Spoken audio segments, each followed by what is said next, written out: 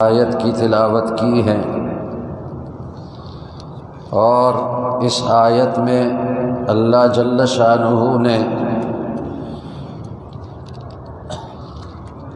مسلمان والدین کو یہ حکم دیا کہ اپنی اولاد کی اصلاح کریں، اپنی اولاد کی اچھی تربیت کریں۔ اسی سلسلے میں گزشتہ جمعے کو چند باتیں عرض کر دی تھیں۔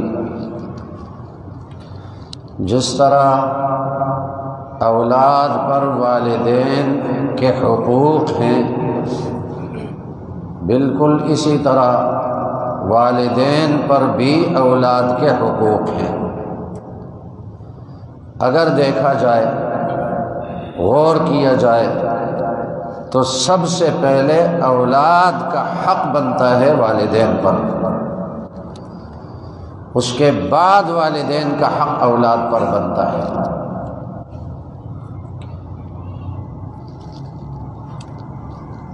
اگر والدین اولاد کے حقوق ادا کریں، ان کی صحیح تربیت کریں، تو یہی والد اولاد بڑے ہو کر یہ پھر والدین کے بھی حقوق ادا کریں گے۔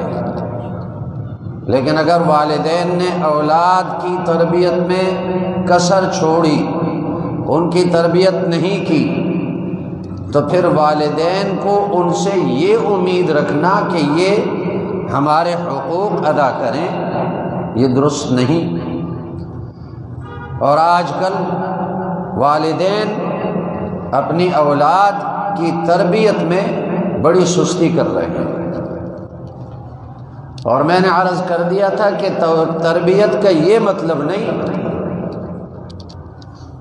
کہ بس اپنی اولاد کے لیے کھانے پینے کا انتظام کریں، لباس کا انتظام کریں، رہنے سہنے کا انتظام کریں، یہ تربیت نہیں، یہ پرورش ہے۔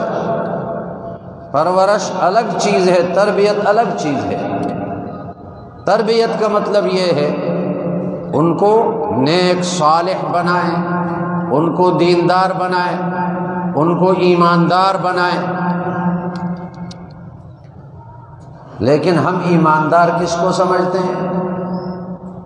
اگر کسی کا بیٹا بڑا ہو کر اچھی کمائی کرے اور اچھی تنخواہ لے، والدین کہتے ہیں بڑا ایماندار ہے، اس کو ایماندار سمجھتے ہیں، چاہے وہ نماز نہ پڑھے، چاہے وہ مسجد کے قریب ہی نہ جائے، کہتے ہیں بہت اچھا کمانے والا ہے، بڑا ایماندار ہے۔ وہ ایماندار نہیں، وہ بے دین ہے۔